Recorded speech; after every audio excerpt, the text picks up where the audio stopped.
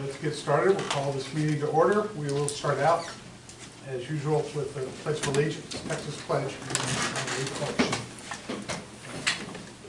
Say that again. Okay.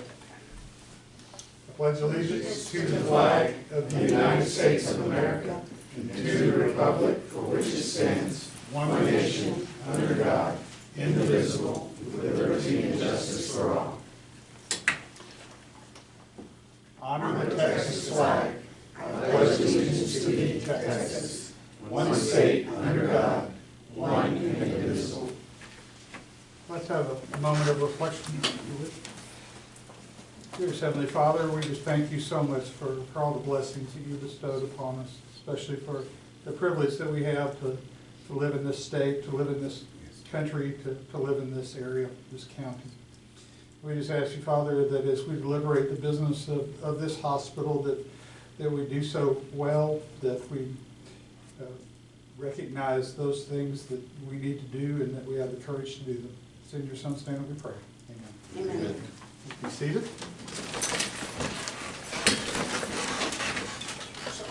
First thing is the roll call of the board. So we'll start with that. Marcelo Villegas. Here. Grace Pettis. Here. Jeff Jordan. Here. Allison Lambeth. Here. Larry Richardson. Here. Tom Miller present. Kate Hagan. Absent. All right, we do have a quorum. Next up is the approval of the September 19, 2019 board meeting minutes, which are attached to your agenda. Please take a look at those and go them.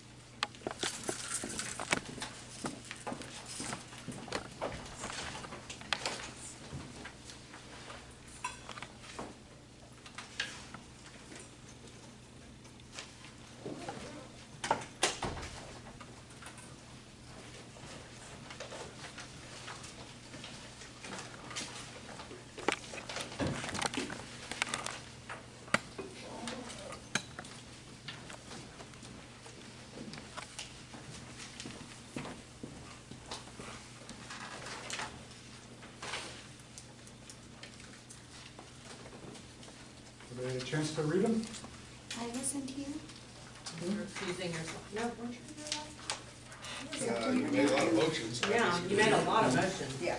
But it doesn't. Okay, then we need to reflect that, we need to add her said.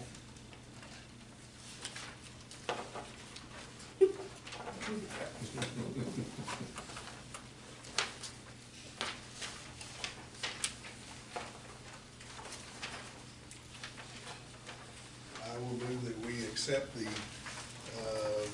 minutes of the board meeting of September 19th with the revision that Grace Parrish be added as present. Second.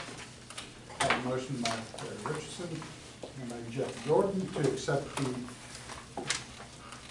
meeting minutes of September 19, 2019 with the amendment of adding Grace Pettis as present at that meeting. All in favor? Motion carries.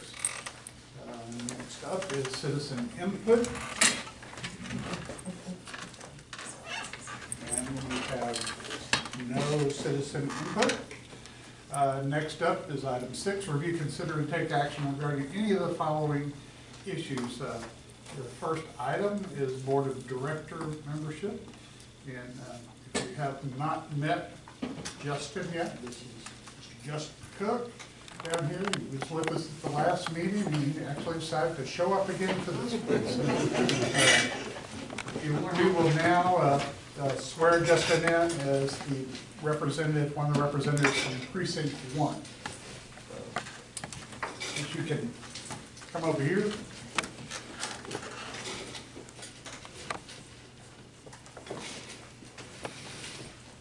And if you would, raise your right hand, repeat after me.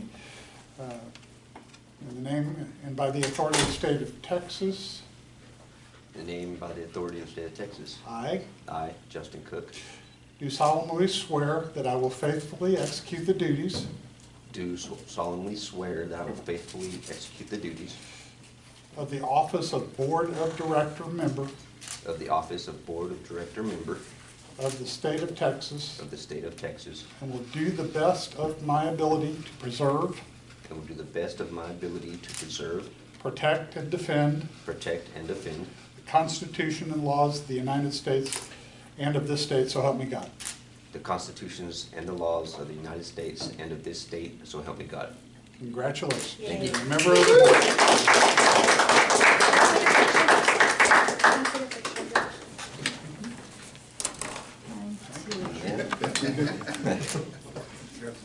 Thank We're you. good? Somebody said it was straight, right? Yeah.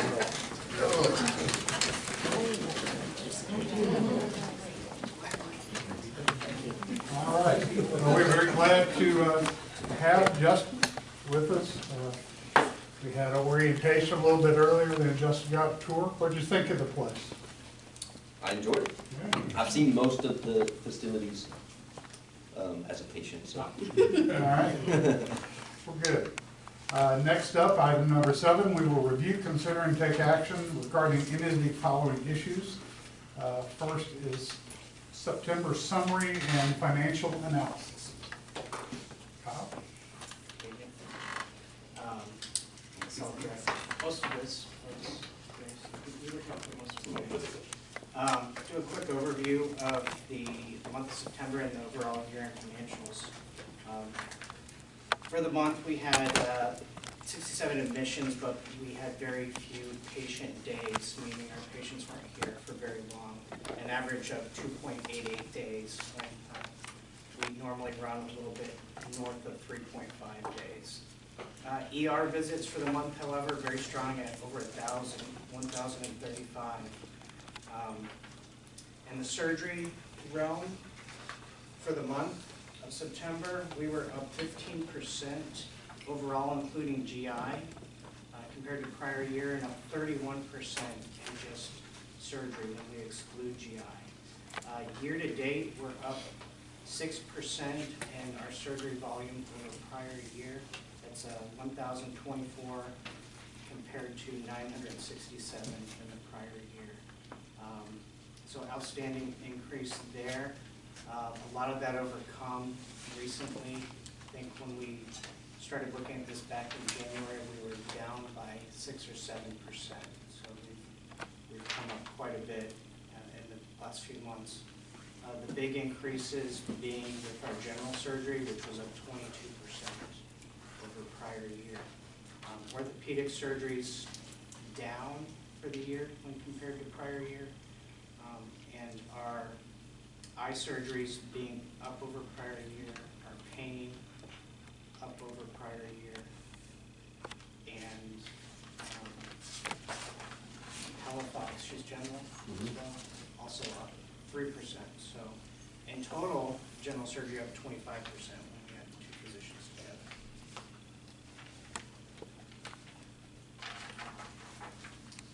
For the month, we were 1.2% ahead of our gross charges. On a year-to-date basis, we were about even with our gross charges at only 0.3% better in gross charges. For the month, we came in very strong at $20,000 above our budgeted net revenue. For the year, coming in at $1.2 million, better than our budgeted net revenue. Some expense items to note for the month.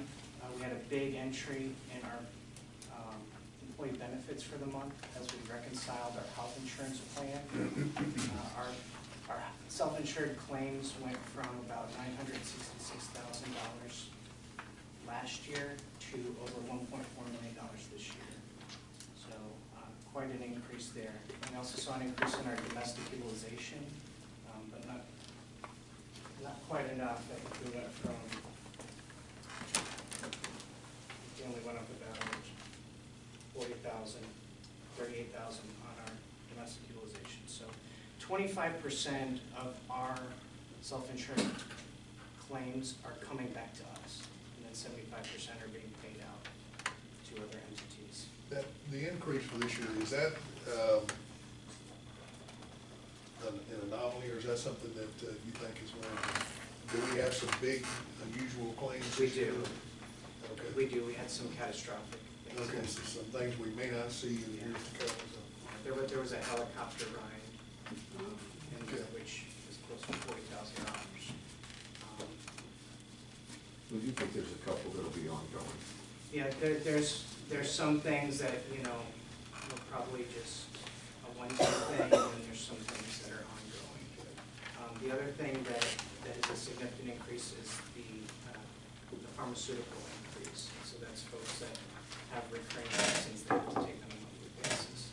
So that's something we're working with the insurance company to try to find a solution, to see how we can minimize some of that. We did a few things last year, but we'll have to do more this year, as far as, you know, requiring generic on certain things, unless a doctor gives a specific reason why you can't use the generic. So we'll try to see if we can mitigate that a little bit. But I hope this was an anomaly. There's just no way to know. Good years and bad years. The 966 was a good year for us. Because of that, we did get some better rates. Now that we have a higher plan year, if it continues through April 30th, which is the end of our insurance plan year, I would expect that there would be some increases. So we'll have to look at some creative options, maybe consider multiple options for the employees, you know, a basic plan and a Cadillac plan. Or different things to try to steer the patients to come here. And we've done some things with lowering the copay with the ER physicians. We're currently working with the radiology group. So there's things we can do to try to increase our steerage. Didn't you say of the 400+ thousand over from last year, close to 300 came back to us? Well, no. 345,000 was the amount of the 1.4 million Okay. that came here, which is 25%. Okay. Of the 432 increase, about 40,000 of that was ours. Okay. So a lot of that was elsewhere. We did have another year in entry and payroll taxes that amounted to about $30,000 to recognize FICA taxes on our accrued PTO. That's an entry usually the auditors will make, but we're trying to get ahead of the game and avoid any audit entries.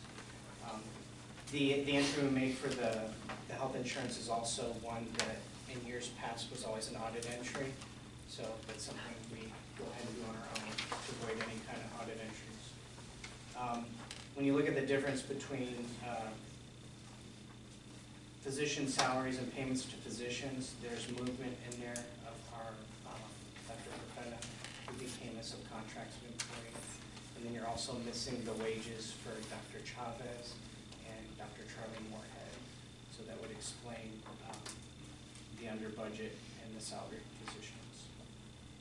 Supplies, coming in over budget for the month. We did our year-end inventory.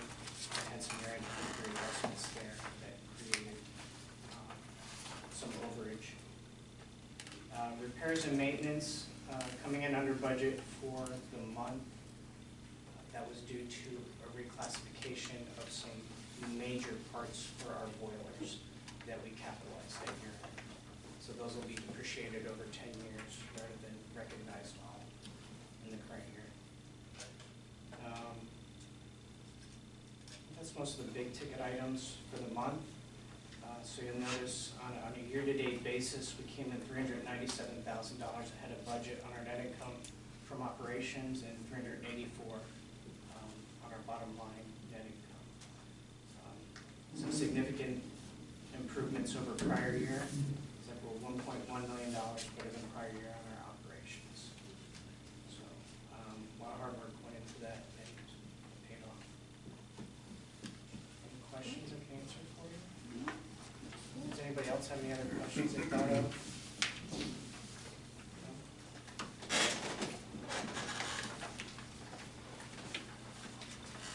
Ended the year very strong, cash, almost $15 million in the bank. We'll use some of that on our big renovation project, so that will go down a little bit over the next probably 6 months. And I mentioned that we'll be doing the project again to reclassify some of our charity care patients from bad debt into charity care for those people that were non-compliant with filling out the applications. And we schedule. So do we get some auditors. reimbursement from the state for charity care? Well, we do, and that's part of why we want to make sure we classify everything Just appropriately. make sure if they are charity care, that we give them classified. You want to classify everything as correct as possible because there are dollars that are tied to those funds.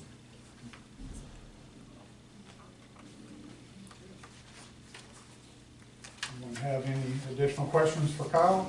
If not, I'll ask the Finance Committee Chairman what that group recommends. Finance Committee makes a recommendation to approve the September summary and financial analysis as presented, and so I make a motion. Do I have a second? I will second. I have a motion by Marcelo Ahas, a second by Larry Richardson to approve the September summary and financial analysis. All in favor? Motion carries. Next up, item B, we will look at capital expenditures, service agreements, and lease agreements. First up is the Day Hill Xerox copier capital lease agreement. All right, I'd like to bring before the board a new capital lease for Daniel. It would be a monthly expense of $85.88, an annual savings of $48,000 in comparison to the current agreement. Be a change out of the 52 copiers and printers we have in place. The savings would be, I think I said $48,000 a year, so it would be $800 and some change a month in savings. It will be extension out for 5 years, but it's replacing all the current devices. It's spreading them out as we've expanded our facilities to multiple locations now, but can consolidate some of that when we move back into the MOB and also the South Campus. So a lot of these units multifunction? There are 10 or so multifunctions, depending on the area. Accounting, admissions, our high use areas are multifunction. We don't have any single device type areas, so it's multifunction, scanning, copying, printing, faxing, internal faxing as well. So they're multiple. Most of them are multifunctional units in some capacity. And what did the Finance Committee recommend? The Finance Committee makes a recommendation to approve the capital lease agreement with Day Hill for the Xerox capital lease. And you make that motion? I make a motion. Okay. Motion by Marcelo Ahas, second by Ellison Lambert, to approve the Day Hill Xerox copier capital lease agreement as presented. All in favor? Motion carries. Next up is the iPeople integrations system. Yes, I'd like to bring this proposal to the board. It's a integration between our Meditech system and our insurance eligibility system, Instamed. It's a $20,000 purchase. It will allow integration for our admissions department for insurance eligibilities into Instamed. It will also authenticate back into Meditech with instantaneous eligibility statuses. We'll also, as we get got in place will be a replacement of our batch process for self-pays that we manually do now. That will automate from Instamed into Meditech. So there's a time savings, efficiency, real-time evaluation of information and knowledge between the two systems. So it'll definitely help in time allocation for multiple departments. Any questions on that one? If none, what did the finance committee recommend? Finance Committee makes a recommendation to approve the integration, iPeople integrations purchase for $20,000. Second. Motion by Marcel Layhouse, a second by Jeff Jordan to approve the iPeople integrations system. All in favor? Motion carries. Next up is the PaperVision Enterprise Content Management System. All right, I'd like to bring this proposal to the board. It's for $15,000. It will be a archiving and indexing system for multiple departments, primarily at the start at least, accounting, credentialing, our business and business office and our clinic business office, reduction of paper, reduction of trying to find information specifically for auditing purposes, credentialing purposes. All that will be able to be archived. It's backed up. It's secure. It has a lot, and will allow us expansion to multiple departments as we see fit. Okay. And what did the finance committee recommend? Finance Committee makes a recommendation to approve the PaperVision Enterprise Content Management, and so I make a motion. Motion by Marcel Layhouse, second by Allison Lambert to approve the acquisition of the PaperVision Enterprise Content Management System. All in favor? Motion carries. Next up is the Lucas 3-chest compression system. Yes, this system, it's a portable system for $19,000. It will allow for precise chest compressions. It's compatible and variable for the user, so it's adjustable per the patient, for each patient as needed. It will allow for better efficiency of chest compressions, allow for dual purpose for the person doing the chest compressions. It will, anything else I'm missing, but particularly the less harm it does to the patient or someone physically trying to do it. This is system more automated, fits to the patient as needed, so a lot more efficient use of the compression for saving the patient. Something I forgot to ask is that will it adjust for children and infants? It adjusts the spring recoil, so it'll go down for even a smaller person, Okay. like an elderly person that might just be smaller. Okay. It will go down. I mean, infants and babies, no, It's because a you do different CPR differently. tempo, right? It's a different Yes, pulse. yeah. But for smaller people, smaller adults or larger children, yes, it will reach down. Okay. Yeah.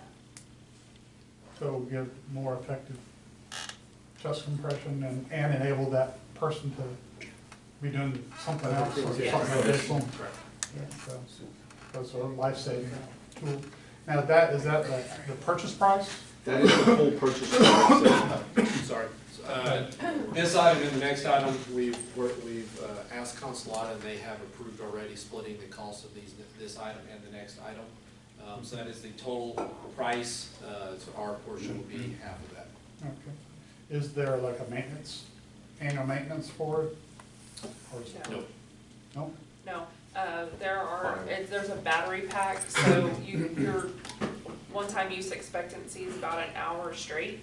So eventually you may have to, buy different battery packs if you use it a lot, but there shouldn't be, unless a part breaks, but there's no standard maintenance.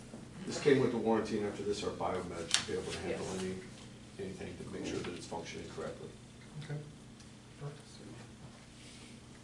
What did the finance committee recommend?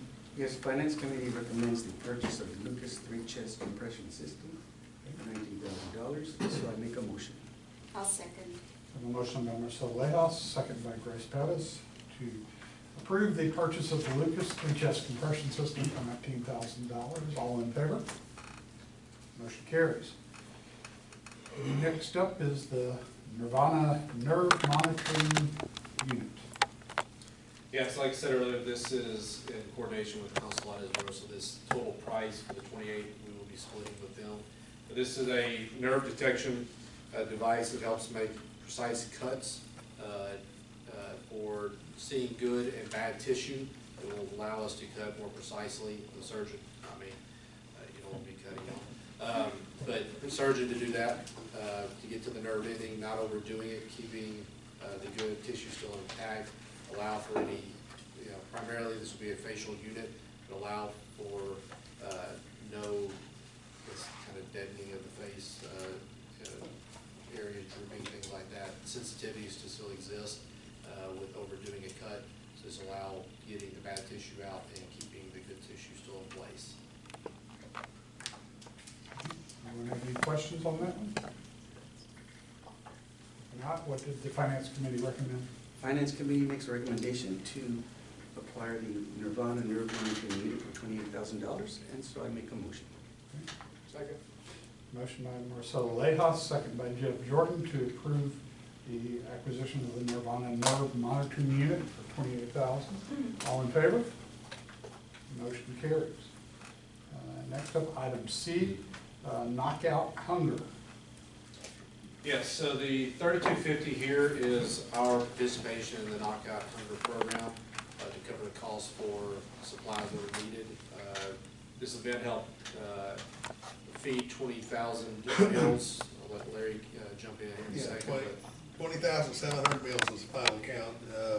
It's a great event. The meals were distributed equally among the 5 food pantries in the county. All of them were very appreciative. This is our 5th year doing this project. I want to commend Bob's team and the ladies from marketing, Veronica with Consolata. They were great help. We had a really smooth event. 68 volunteers showed up, knocked it out in 3 hours. It just was a really good event. And I think the 20,700 meals will go a long ways during the holidays to help the poor in our community. So, very worthy event. Thank everybody for their efforts on that. This was informative only, does not require a motion, but I do want to express my great thanks to Larry for spearheading this and for everybody that joined in that. So thank you very much. All right. I want to point out that, the way they put this together, they say it was 48,000, then they spend it all on the rest of the Yeah, they did. Well, he's being modest. That's like 47 divided up by 2, then add the rest, right there. That's genius. Perfect. He lowered all the other prices too. He negotiated them all down. The iPeople integrations, you saved about 6,000 or 7,000?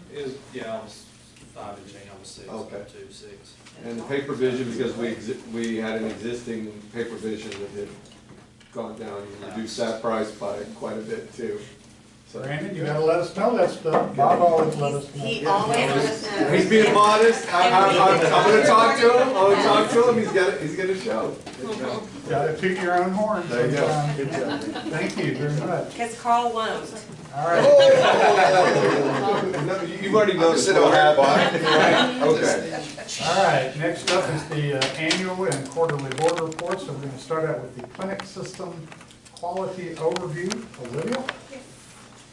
Good So, work. Bob asked me to put something together to go over the quality programs that we perform on the clinic side. So I'm going to go over probably the top 3 that we do. So we talk a lot about this program here in the board, the district program, and so this is a delivery system reform incentive payment. Basically, it's getting paid for performance, okay? This program is designed to go away in a couple of years. I think we only have 2 more years that we're gonna participate. So eventually, we won't be getting any funds from district anymore, but the idea was that this program get put into place so that the hospitals can start developing a better quality of care and then just continue after the program goes away. So I think we're in demonstration year number 8 right now, and it'll be a total of 10. So some of the Bullet points here are things we did in the prior years to report to district. We had a very manual process in the clinic system. We did a lot of free text notes in our progress notes. We had scattered structured data fields in our EMR. We had multiple templates that the providers would use, that the staff would use to try to document the data required to submit to district. We had many queries and reports that we had to pull out of ECW and manipulate the data and extract and put it into Excel. And we had to do chart reviews at the end of the year, over 1,000 sometimes of chart reviews that we had to go in and dig and look for the data. So some of the work that we've done this year to kind of improve this process is that we've developed point of care alerts. So instead of doing free text notes, structured data fields, and multiple templates, we have one area in our EMR where we document everything. We have a single data field for each measure. So, and I'll give you an example of what that looks like, but we have multiple areas in our systems where we would kind of go in there and put data, and now we have single fields for those. We have a single report system that we use to gather the data in ECW. We have dashboards in ECW that we can use. And then hopefully the goal is at the end of this year we do either minimal to no chart reviews. We want to be able to capture all the data through our dashboards. So not only is there a lot of manual work in looking for the data, but it's a lot of work for the physicians and the staff, because this is all work that they have to do with patients in the office visits. So we kind of want to give you the background of why we get the funds that we get. There's also, you know, a lot of work in the clinic system that goes into this program. And then we have our MIPS program. So this is a merit-based incentive payment system. So the way this program works is we get an increase or a decrease percent of payment for our Medicare population, right? So last year, the data we submitted last year, they will calculate this year, and we'll see if we get a payment increase for next year. It's like a year turnaround time, I think. So there's 4 categories in this quality program. We take our best 6 measures to submit in quality, and then we also have to promote the operability. So that's like the patient portal. They grade us on that. They grade us on improvement activities. So one of our improvement activities is patient access, which is what we're trying to do with all the recruitment, like Dr. Holloway, the pediatrician, the addition of the nurse practitioners in Lavernia. So all that will improve our access to patients, so that'll give us points. And then there's a cost section to it, and the cost is all based off of claims. We don't submit anything for that. They calculate that. When I say they, Medicare calculates that based on our claims. So in 2020, we should see a 1.5% increase in payment for those patients for the work that we did last year. So this year, we're trying to get the full potential. I put 7, but I think it's 5. Yeah, so it's 5%. And because we're not part of an ACO, we may be able to get the full percentage. Last year we were part of the ACO group, so what they'll do is they'll get an average of the ACO that's participating, and that score brought us down a little bit. So if we were by ourselves last year, we probably could have been paid a little bit more in 2020, but not much, maybe 2.5%. So we should see an increase next year. How much revenue are we looking at? I'm just curious, ballparking. Yeah, Kyle. It's hard to say. That's hard to say. Just come on, Kyle. It's a good question. I was curious as like. Off the top of your head. Is it a calendar year they do this? $30. Is that conservative? That's conservative. Someone wanted the 30. Yeah. It's an increase, that's all. Really? You always have to ask one question that stumps them. Yeah. Give us your badge. And so we also have quality programs with our payers. So for example, WellMed, Humana, Amerigroup, it's about Humana, Amerigroup, Blue Cross Blue Shield, they all have quality programs that we participate in as well. So if we were to take all three, the district program, MIPS program, and then these programs here, if we were to combine all our quality measures, we have about 17 measures that we get graded on in the various programs. The Crack Endeavor team estimates $60,000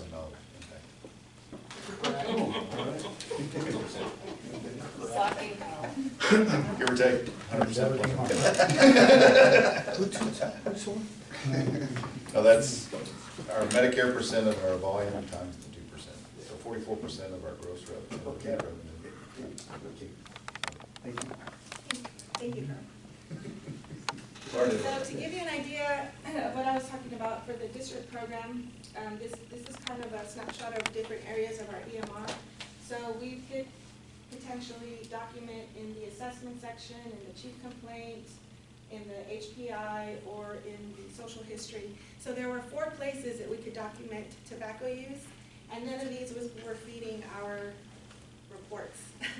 So we had to go into each individual patient chart and kind of look for this data and then plug that data into another report. This is just one measure. So we had to do this kind of data mining for at least 9 measures last year for a ton of patients. So what we did this year is we created, ECW has a program, it's called CDSS, where you kind of put in the alerts. And this is the section that alerts the physician that something is needed, and then this is where we go in and document it, and that's it. This dashboard here, we can put in historical data, we can put in the data while the patient's there, or we can call the patients and get some information, and we just go here, instead of going into all types of areas of the chart. So our current progress for DSRIP, so these are the 3 measures that DSRIP is going to grade us on this year. So it's tobacco cessation, advanced care planning, and pneumonia vaccination. So although they have a ton of measures, we chose these 3 to focus on and submitted this last year. So this is what we need to complete by the end of the year. So for tobacco cessation, we are above goal. We've kind of met that goal a little bit, but we're going to continue. Advanced care planning, we are behind that goal. And I'll go over some of the initiatives that are going to help us get to our goal. And then the pneumonia vaccination seems like we're on track for that. And right now we're pushing more flu, we're pushing more pneumonia because the season's coming up. So we are pretty much on track to hit that goal. Is the, I think last time I went to the primary care physician, they asked me if I had an advanced care directive. Yeah. And I don't recall ever being asked that before. So is that new? Well, it's not new, but it's new for district that we're going to get paid for it. So it's been part of AHIDAS, it's been part of meaningful use. So it's a quality measure that's been out there for a while. But I think these last couple of years, it's really been a target for people for the quality programs. And now they're making it to where we'll actually get funds for that question. So are they actually asking for the document? Yes, so the measure only states that we have to ask you. So we put in a yes or no, right? So if we put in a yes or no, we get a check mark for asking if you have it. But we have created a packet and a pamphlet to educate the patient that we'll be sending them via the patient portal, or we'll give Tim at the visit. And that gives us points for promoting operability. So we're trying to hit it 2 ways. Like at our job, there's certain things you can do and you get like credit money, toward. Yes. So you want me to bring in my advanced care directive? Yes. Give me, $50 credit on my next visit. Otherwise, I'm gonna forget, honestly, I forgot about it as soon as I left. Right. So. And so we are behind on that one because it's new. Well, it's new a little bit for DSRIP. And patients don't really understand advanced directives, so we have to take the time to train them and show them and give them the information so that they are educated on it. So we're calling patients over the phone and asking them so that we can get the yes or no answer. We have messenger campaigns going out to Hilo and sending them their information packets for advanced directives. And then we're just asking at point of service as well, if you have one. So those are the initiatives we're taking. And then the pneumonia vaccine, we're asking our patients when they come in, and we are calling the patients that haven't received one for a nursing visit for the pneumonia vaccine. Yeah, that's for us old folks, right? Yeah. Well, no, it's 65 and older, so older folks. Oh, Yeah. Or there. They gave you one, I'm not there yet. So those are only 3 per district. Now here's our list. These are the 17 measures that we're tracking. And again, the CDSS dashboard that I showed earlier feeds this report. So now we have a group report that we can show the physicians, the staff. It gets updated weekly. They can see where we are in our measures. It gives us the minimum goal and the current. And some of them overlap, but we really focus on the district measures. So now we can trend and see how well or where we need to improve.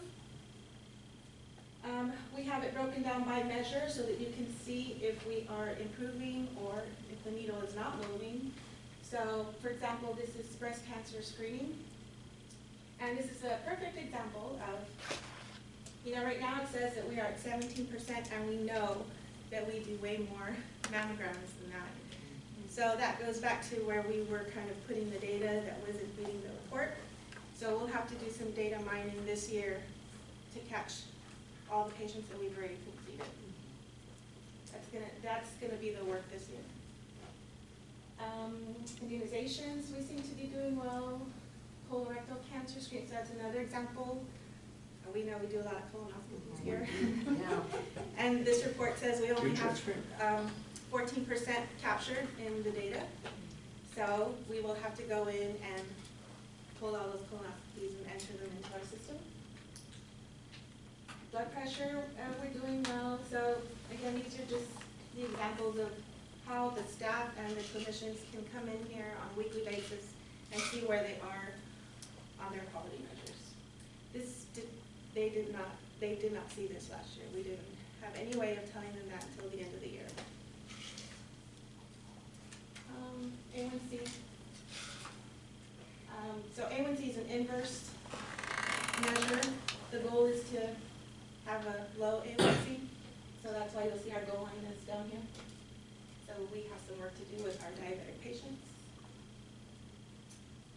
Statin therapies and tobacco cessation. So it was just giving an example of how you can click into each quality measure. And then this is the dashboard that the physicians can use for their patient panel. So for DISRIP, we can utilize information in ECW and the hospital. So we can pull records from the ER or from Meditech and put them in ECW, and we can get credit for that. But for MIPS, it's only the clinic system. So this report here is a functional report for the physician. So they can click on these numbers here, like on the denominator, and that will give them all the patients that the system is saying we need a breast cancer screening for. So this is more of a work list for the staff. If they want to call the patients that really truly haven't had a breast cancer screening, then we would utilize this report.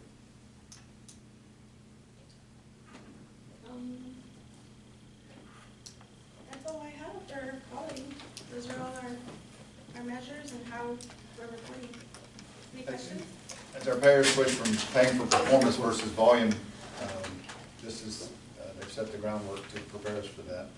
And it's coming faster than we'd like. WellMed is that way. Our Humana patients, some of them on the managed Medicare. So this is awesome work. Bob developed it all on his laptop at home on the weekend.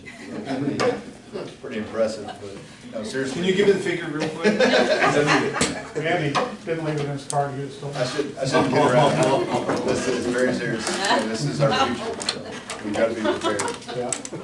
I just want to Take no say, on top of this, Olivia and her team putting this together, where it's not just downloading a bunch of spreadsheets, trying to do pivot tables, getting to where people can see information, doing call campaigns to do mammographies. Mammographies are booked out 3 weeks. 2 weeks, 2 weeks right now, just full schedules. 3 weeks. And the doctors have this at the tip of their hand. The call center is actually, when they have downtime, they're not seeing it, not taking as many calls, they're calling people in to get this information. And this is good quality measures. This is what healthcare is about. It's taking care of patients, making sure they get in. She focused in with Dr. Ekmark, and they both gathered together, and they do WellMed Wednesdays. And they see all the patients that are WellMed patients in Livernia on Wednesdays. And I'm sorry, the goal's $90 up to, please talk about that. Sure. We're very proud of that. So WellMed has a very, they have a very savvy system about quality. And last year, I think Dr. Ekmark finished in his coding at about 40% maybe, and he's at 94% right now. So he's doing really well. But it's all based off of reporting, documenting correctly, and training really. So the staff has just been really, he's almost, the medical director from WellMed was pretty impressed with that high of a score so early in the year. I mean, to them it's early because we still have a couple of months, but you don't usually see that till the end. Dr. Henley, he's new to the program, so he had a lot of learning to do this year. So he was at 0% last year, right? And this year he's at 67%. So it's still a big increase from where he was last year. But now the system's automated. It's easy to find, it's tracked. He can see his own measures on a weekly basis. They can Yes, dive it's into them at amazing. any time, but it pops up for them. So the team, really, I can't say enough. But we built the structure, but the goal this year is to get the information where it's supposed to be. And that's what we'll be working on the rest of this year. Great work. Thank you. All right. Next up is the vulnerability assessment. We didn't need to know that. We didn't need to. It's just the information. Yeah.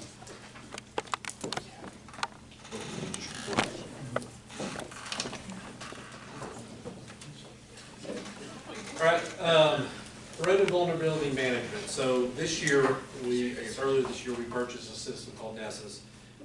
It is used by the government, so it's a threat monitoring and evaluation system. We implemented it in Q2 and ran the first baseline survey. Over 500 devices from computers, laptops, servers, wireless access points, any of our wireless devices in the facility, routers, switches, things like that. So it was a enterprise-wide evaluation. The baseline provided a start to do things. Q3 and Q4 we ran. Throughout that time, making adjustments. We have regular patching that's in place now. We've automated that a little bit where we're doing it on Monday nights now. So bring your device in throughout the month. We're getting them as they come in as well. Provided more of a regular standard of getting the patching in place. At the end of this, we've got Q4 data that came in earlier this month that our high priority, our critical priorities are down 96% from the original baseline. Our high priorities are down 99%. Right now, the critical ones that are still there, 2 of them, there was 9 devices that have criticals. There's 30 roughly critical events that are out there.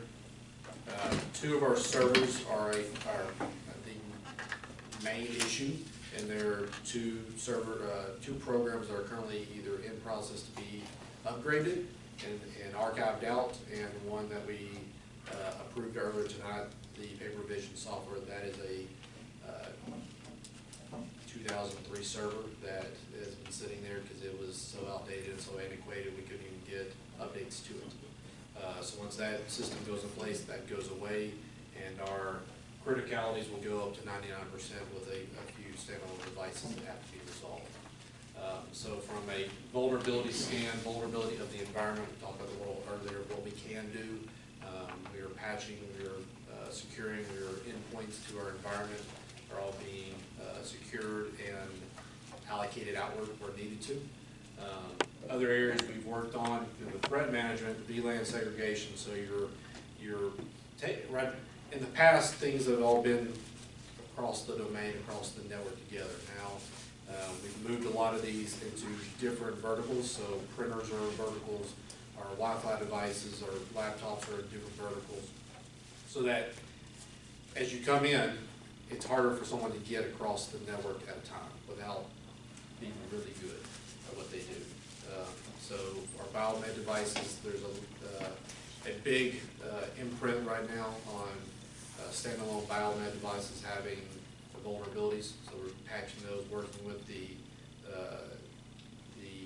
vendor on getting their firmware updated and patched as best as they can from their end. So other areas, the email and web filtering, some of you have encountered that as it gets blocked.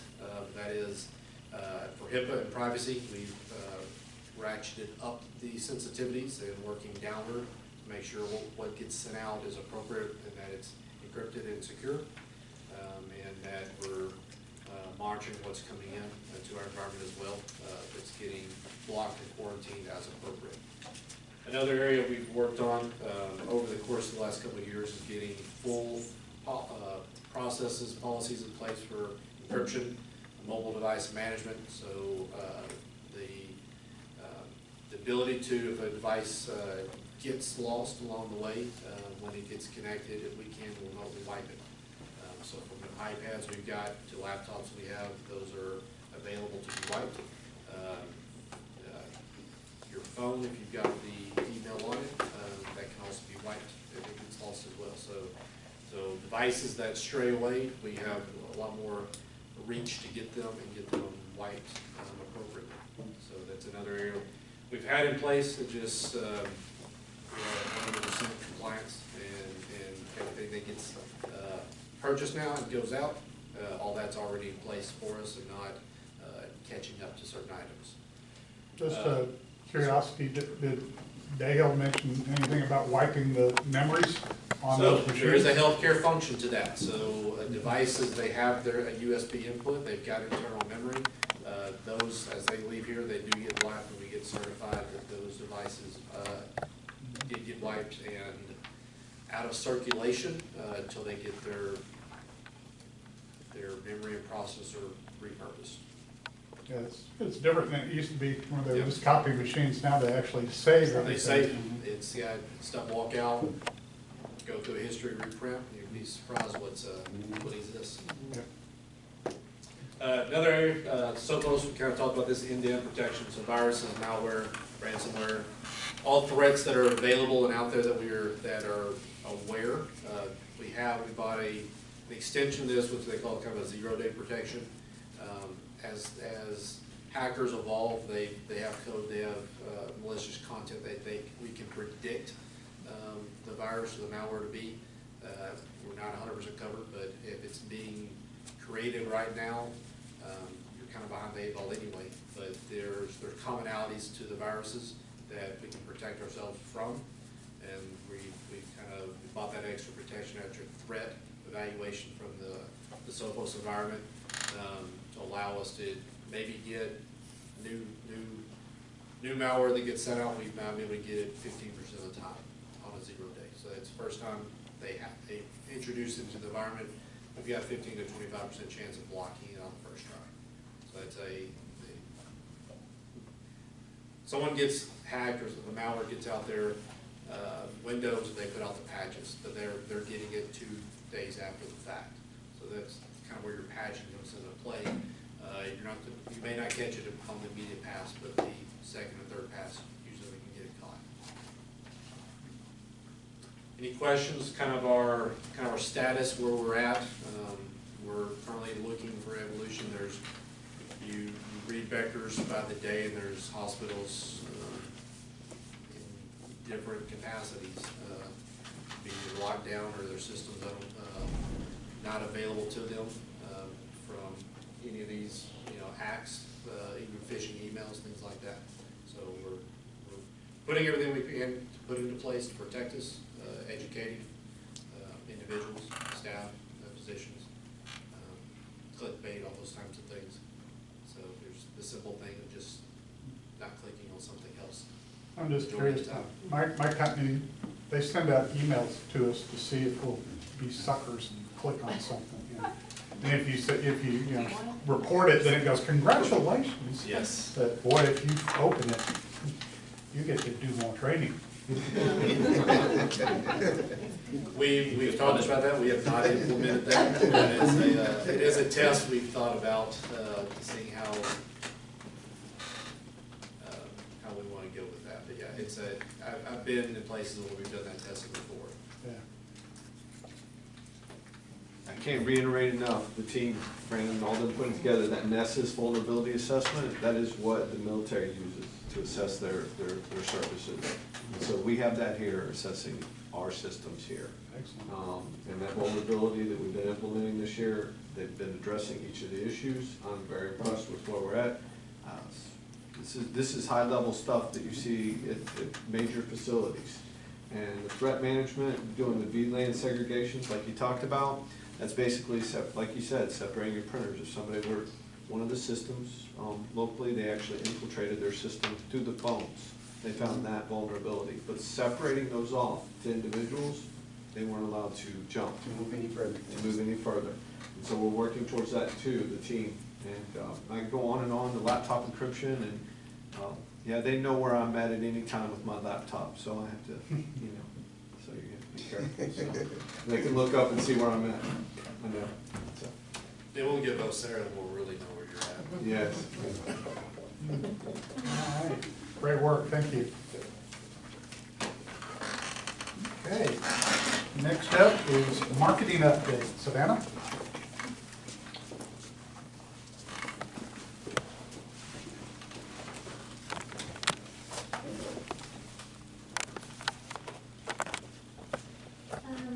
I'll start off with the Taco Trample was this October 5th, the same weekend as Knockout Hunger. We've had Ruby, she is our stroke coordinator and hobby. They went out and sponsored our first aid for the Taco Trample. There was like over 100 runners, I think close to 200 there. It's a Texas Trail Historical Society, something along that lines, where they do the run in town to showcase the historical history sites. So we were the only healthcare facility there, so it was really nice. They did a 10K, 5K. We also sponsored the flu shots at National Night Out. We did all 250 shots that night. It was a great success, and National Night Out really appreciate us being there because it brought more community to that event, and they want us to do it next year again. Mandy got the helicopter to go, and they were Conley helicopter. Conley helicopter. Yeah, discount price. Yeah. It was really nice. We, as you can see, a lot of nurses came out and participated for that event as well.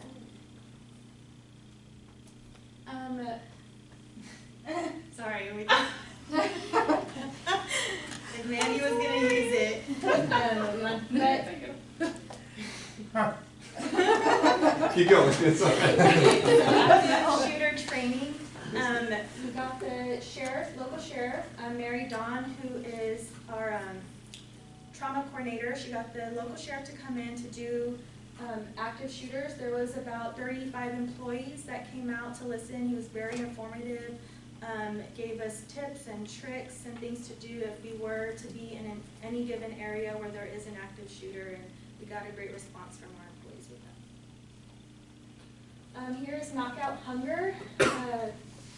We've already spoke about that, but here's some pictures. You can see all the young kids that came out. It was really nice to see that many beautiful faces participate from the community. Where's your hat? I wasn't, He wasn't I wasn't in line yet. Brandon's daughter was very serious about the line. It's been up top, so I don't have much. An advertisement that went out for 3 weeks was our $50 mammograms. We also had an advertisement during Peanut Festival. We will be in the Wilson County Sheriff's calendar again this year. They pass those out for free. We're also in the Floresville Police Department publication. They just have like a line with our name and number in it. We did some marketing with podiatry, Dr. Holloway, and wound care, Dr. Profena. We went to Pleasanton, Georgetown, and we stopped at all these physicians, the Atascosa Health Center, Dr. Banjo, Dr. Villarreal, Dr. Vaughn, Dr. Sertucci, Dr. McFarland, and Dr. Kurtz. They get a good response from these physicians. Several of the physicians didn't know we were out here, so, and then wound care center down in Pleasanton and Jordan shut down, so they were sending them to San Antonio, so now we'll hopefully be getting those referrals from that way. And then as of yesterday, we went to Lavernia and went to Lavernia Emergency Clinic. We saw Tammy Whalen, and then we went to Dr. Courier's office. I can hand it over to Caitlin from. I was gonna suggest just to go Just through. go through, okay. They're a little bit. Dr. Holloway went to our line dancing. Next week he will join our balance class. He got a great response. Bob and his wife joined him. We helped the Stockdale ISD and Floresville ISD in their fundraising efforts by getting a table. And we invited Dr. Holloway, he went to Stockdale, and then Admin went to the Floresville. November is Pope, so hopefully, because we have more time, more physicians can hopefully attend the Pope one. Dr. Holloway said he will be going. Dr. Holloway, we had him at the Peanut Festival during Goober Games. We sponsored the petting zoo, and the line was super long that a lot of people didn't even get to pet the animals. But we got a good response from that. Bob said maybe next year having 2 animal things or getting a bigger one. Double the size, it was pretty small. It was. There was a long line, so I felt bad when we had to cut it off. The kids, I'm sorry. Because then of course it's Connie's fault, right? So we don't want to do that. So we're looking at how we can change it up next year. So during the Peanut Festival, Home Health represented the kitty parade, and these are all Home Health kids, all our nurses' kids, and they were each, Wizard of Oz. You have the little monkey here, and Toto, and the lion, and Bad Witch and Good Witch. Oh, they got first place. Oh, good. So then they were invited to do the parade on Saturday. The parade on Saturday, we had Lane Gorzel and Kayla Snoga. They were very gracious to help us decorate. We did not place them. And we decorated the car with our gold awards, so around the car had our awards and stars, gold stars. We celebrated Oktoberfest here on campus. Amy won 2nd place on holding out every year. Brandon won 1st, 3rd. No. Amy beat him. There was cheating going on. There was cheating going on.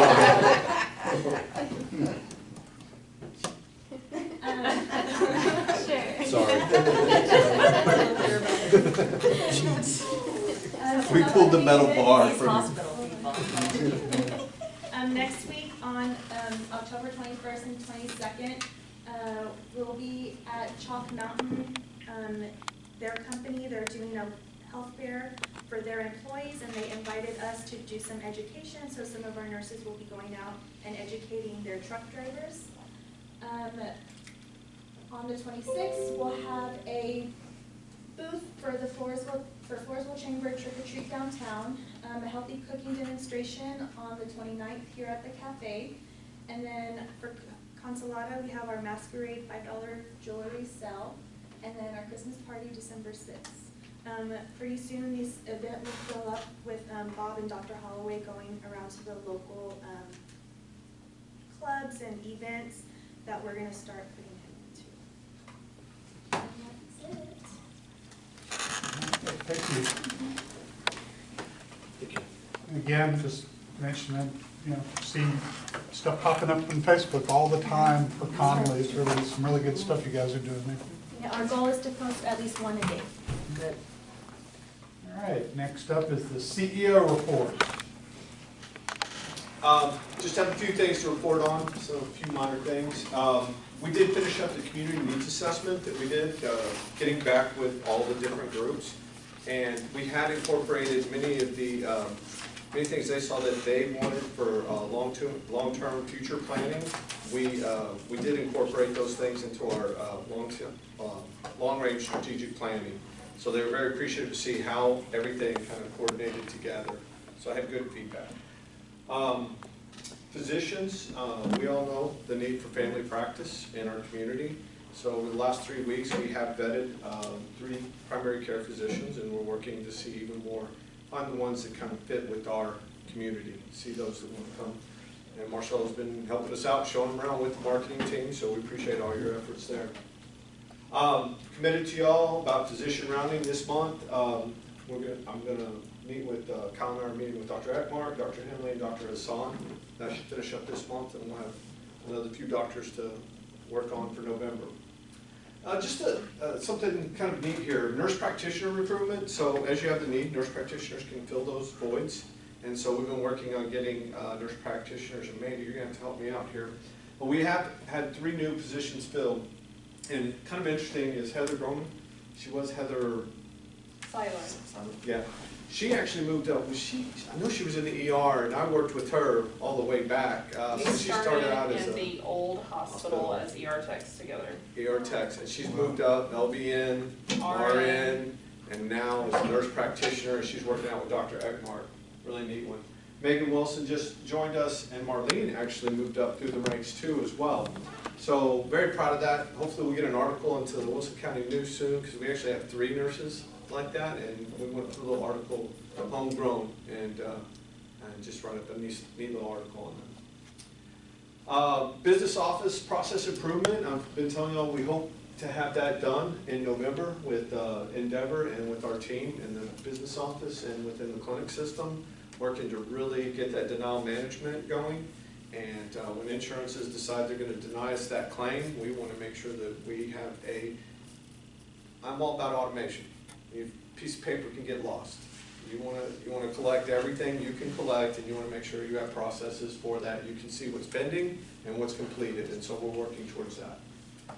Likewise, Olivia and her team are working on surgery scheduling tracking, and I think we're implementing up to 3 physicians right now, so they can see how many surgeries they sent to the surgery department, how many patients they've sent to the surgery department for surgery, how many are pending, how many are the patient has said no at this time, and maybe the physician or the team can follow up and see if there are any alternatives to get their surgery scheduled for the future. And so that's another electronic piece that we're working on. November 5th and 6th, Endeavor's given us a name of individual to help us look at our charge capture audit. They're going to look at our surgery department, lab department, and imaging. And pharmacy. So we want to make sure that we're having those charge captures. Those are audits you should do on a regular basis, just to make sure, don't get complacent, make sure that something isn't missed, and we're working to vet those solutions. Another announcement, Caitlin Thayer, she had a baby recently, and she's returning to us. She was the ED supervisor. She returns next week, and she will take on home health administration. And I'll be pleased to work with her. She's a go-getter, and she knows how I feel about home health, and everything changes every year with home health. Every year there's always opportunities, and every year there's also your insurance is trying not to pay you.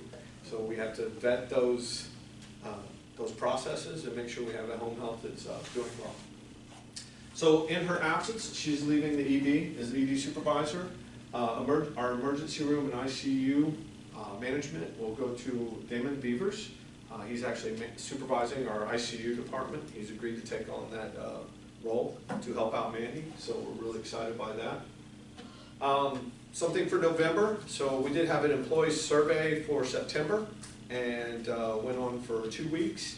We're just now getting those results back, and I will share those with you in November for something to come up with.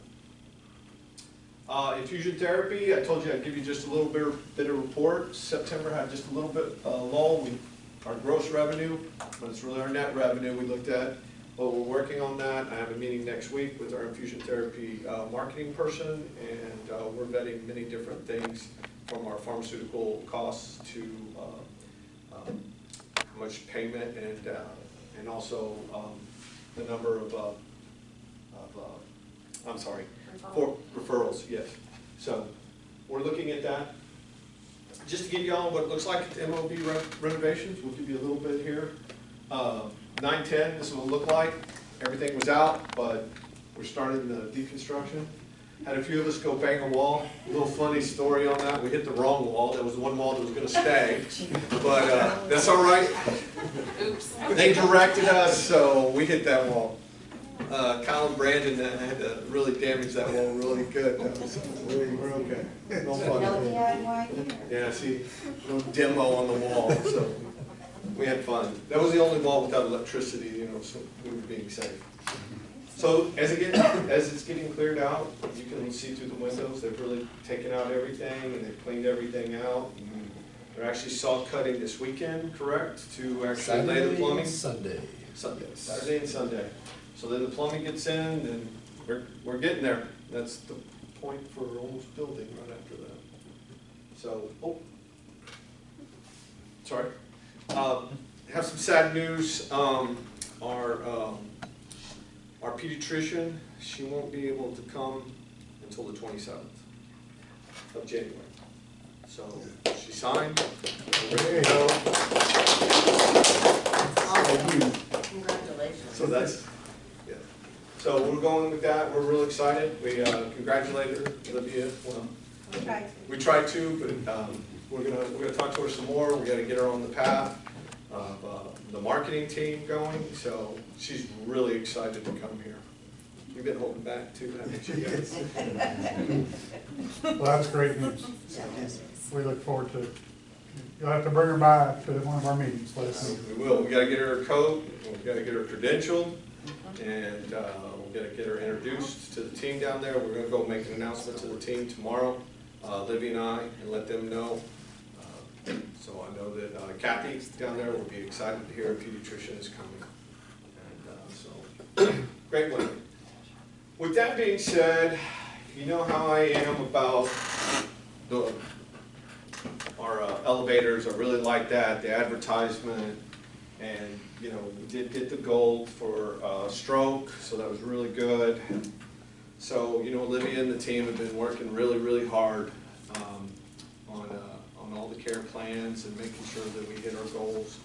So we got to make room, because we just found out that our physician practice got gold for 2018 and 19. All that hard work, all that effort, all that electronics, taking care of our patients, doing what's right, and I can't say enough for the team. So, great job. Great job. We'll make room somewhere. Bigger elevator. We got to find another gold award. So, very proud of the team.